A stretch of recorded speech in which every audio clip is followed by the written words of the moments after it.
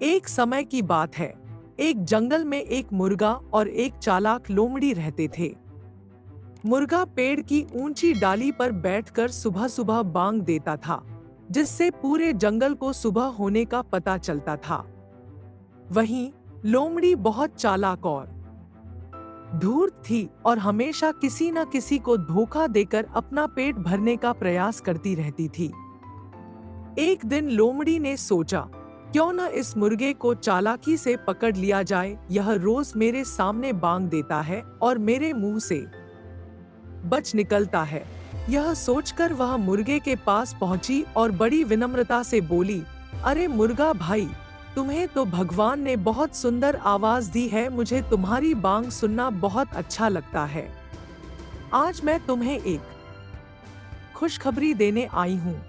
मुर्गा हैरान होकर बोला, खुशखबरी? कैसी खुशखबरी? लोमड़ी ने मुस्कुराते हुए कहा, आज से हमारे जंगल के सारे जानवर आपस में मिलकर एक साथ रहने का निर्णय कर चुके हैं। अब कोई किसी को नहीं खाएगा। हम सब मिलकर दोस्ती से रहेंगे। तुम भी नीचे आकर मेरे साथ दोस्ती कर लो। हम दोनों अच्छे मित्र बन सकते हैं। मुर्गे ने लोमड़ी की चालाकी भांप ली और मन ही मन मुस्कुराया। वह बोला, वाह, यह तो बहुत अच्छी खबर है। अगर ऐसा है तो तुम थोड़ी देर रुको, मैं भी नीचे उतरता हूँ। लेकिन देखो, वहां सामने से दो शिकारी कुत्ते आ रहे हैं। वे भी शायद इस दोस्ती की खबर सुनने आए हैं। लोमड़ी ने मुर्गे की बात सुनी और डर गई। उसने पीछे मुड़कर देखा, लेकिन वहां कोई कुत्ता नहीं था। फिर भी यह सोचकर कि अगर कुत्ते आ गए तो उसकी खैर नहीं, वह तुरंत भाग खड़ी हुई। मुर्गा हंसते हुए बोला, अरे लोमड़ी बहन, क्यों भाग रही हो? अभी तो तुमने कहा था कि अब सब दोस्त हैं। लेकिन लोमड़ी ने बिना पलटे ही जवाब दिया, यह दोस्ती की बात तुम्हारे लिए हो सकती है, लेकिन मैं तो कुत्तों से नहीं दोस्ती कर सकती। इस प्रकार मुर्गे ने अपनी सूझबूझ से खुद को बचा लिया और चालाक लोमड़ी को मूर्ख बना दिया। मुर्गे ने लोमड़ी को भगाकर राहत की सांस ली, लेकिन उसने सोचा कि चालाक लोमड़ी इतनी आसानी से हार मानने वाली नहीं है। वह फिर कभी लौट सकती है। इसीलिए मुर्गा अब और भी सतर्क हो गया और हमेशा ऊंचे पेड़ पर बैठकर अपनी बांग देता। उधर लोमड़ी अपनी हार से बहुत नाराज थी। वह बार बार सोचती कि मुर्गे को कैसे धोखा दे सके।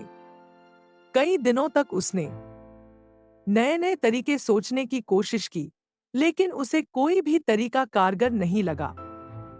फिर एक दिन उसने सोचा कि सीधे धोखा देने के बजाय कुछ समय के लिए मुर्गे का विश्वास जीत लिया जाए। अगले दिन लोमड़ी फिर से मुर्गे के पास आई, लेकिन इस बार वह और भी मीठी आवाज में बोली, मुर्गा भाई, पिछले दिन जो हुआ उसके लिए मैं माफी मांगने आई हूँ। मैंने तुम्हें बेवजह परेशान किया। अब मैंने समझ लिया है कि हमें एक दूसरे का सम्मान करना चाहिए। मैं तुमसे दोस्ती करना चाहती हूँ और कोई चालाकी नहीं करूंगी। मुर्गा थोड़ी देर सोचता रहा और फिर बोला, अगर तुम सच में मुझसे दोस्ती करना चाहती हो तो हमें समय समय पर मिलकर बातें करनी चाहिए। लेकिन मैं पेड़ से नीचे नहीं आ सकता क्योंकि मैं ऊंचाई पर सुरक्षित हूँ। लोमड़ी ने सिर हिलाते हुए कहा, बिल्कुल सही कहा तुमने, लेकिन मुझे खुशी होगी अगर हम कभी कभी मिले और बातें करें। तुम जहाँ हो वहीं से हम बातें कर सकते हैं। अगले कुछ दिनों तक लोमड़ी ने मुर्गे से ऐसे ही मीठी मीठी बातें की और उसका विश्वास जीतने की कोशिश की। मुर्गा अब लोमड़ी से थोड़ा कम सतर्क हो गया था, लेकिन वह अब भी पूरी तरह उस पर भरोसा नहीं करता था। फिर एक दिन लोमड़ी ने सोचा कि अब सही मौका है।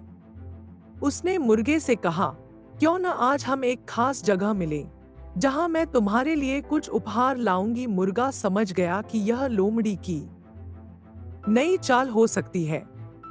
उसने चालाकी से कहा, ठीक है, मैं तैयार हूँ, लेकिन यह जगह ऐसी होनी चाहिए जहाँ से मैं सुरक्षित महसूस करूँ। क्यों न हम पहाड़ी के उस पार मिले, जहाँ नदी भी बहती है और पेड़ भी हैं।